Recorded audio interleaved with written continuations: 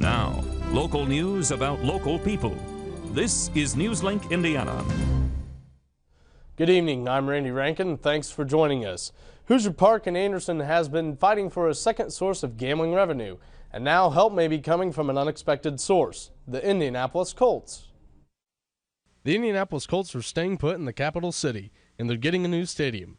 Mayor Bart Peterson proposed the stadium be funded through the use of electronic pull-tab gambling, a proposal which may well clear the way for the installation of the gaming machines at Hoosier Park. I was very much encouraged to hear his proposal. I think it adds a lot of momentum to the whole idea of pull tabs in Indiana. Hoosier Park President Rick Moore says Indianapolis Mayor Bart Peterson's proposal to use pull tabs to help fund the Colts' new $500 million stadium has brought new attention to the horse racing industry. It gives us, as I've said before, a higher visibility, a brighter spot on the radar screen, and hopefully that'll allow for a full discussion of alternative gaming, what it can mean to our industry. Lennon and Moore hope the addition of gaming machines to Indiana horse tracks will boost the facility's sagging fortunes, helping Madison and Shelby counties in the process. House Ways and Means Chairman Jeff Espick is one of the people standing in the way of the plan. I was a little surprised that it was essentially totally dependent on gaming as a source of funding. Espick did say he wasn't surprised the two tracks support the issue. It's not surprising that they would feel that this is probably a good thing for them.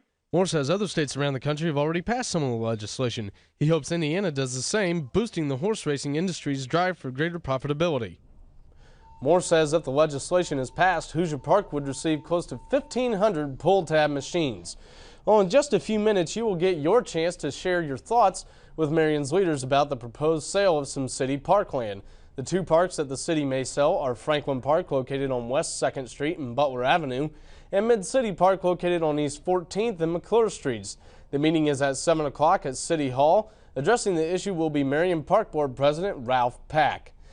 Well, now here's Marcus Bailey with a look at tonight's forecast. Marcus.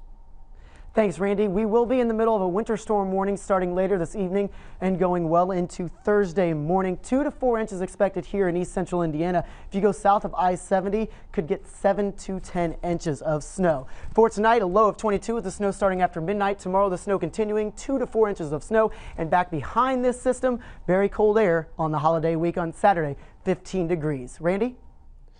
And that is Newslink Indiana. Join us tonight at 10:57 for more news and get local news about local people 24 hours a day at newslinkindiana.com.